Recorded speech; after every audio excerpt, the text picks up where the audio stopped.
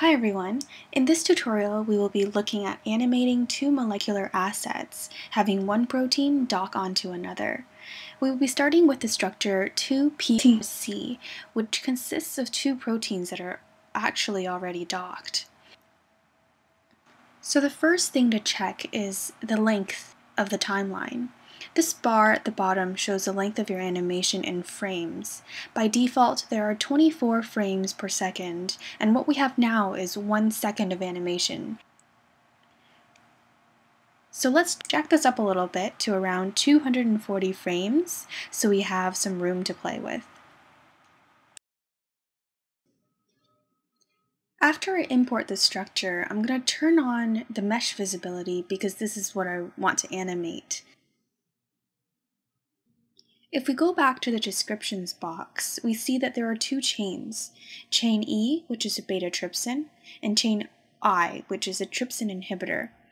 So let's find out where each of these structures are and locate it with the help of the outliner. The outliner will tell you exactly what is present in any 3D scene. If we open up the PDB group in the outliner, we will find all the components in the chains. Now there are many components in here that we don't necessarily need to worry about. Since we're just dealing with the mesh, I'm going to select the chain surface and make it center pivot so we can control it better.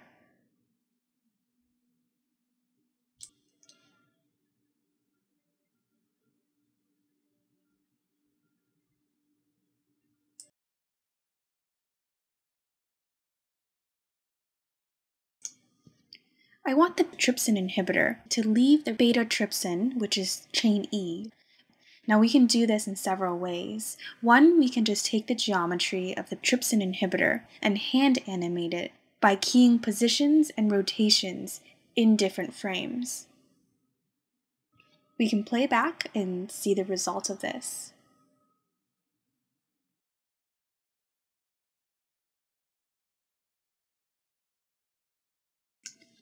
Another way of making the docking animation is to make a CV curve and have the molecule follow it as a motion path. In this method, we can control the movement more easily, visibly see the projected path of the molecule, and be able to change its motion path by adjusting the curve at any time. I press the spacebar to enter into 4 different views of our scene. We have the perspective view, as well as 3 other orthographic views, front, side, and bottom. This will really help us draw the CV curve. I'm going to pick to draw the CV curve in one of the orthographic views. Press Enter after I'm happy with my curve.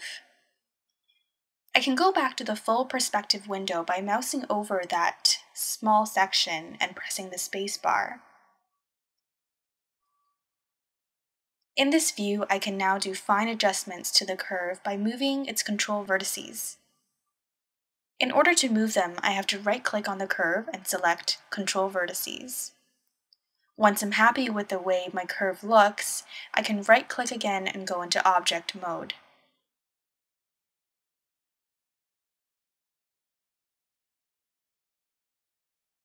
To attach the object onto the curve, I select the curve, the object, press and hold the spacebar, go to Animate, Motion Paths, Attach to Motion Path, and click on the little square to pull up more options. At this point, I'm going to define that this animation will last between the frames 1 and 180. Press Attach. Let's play this and see if it worked. So I hope this was helpful. I hope you have a ton of fun experimenting with this. Thanks for stopping by, as always, and we'll see you in the next video.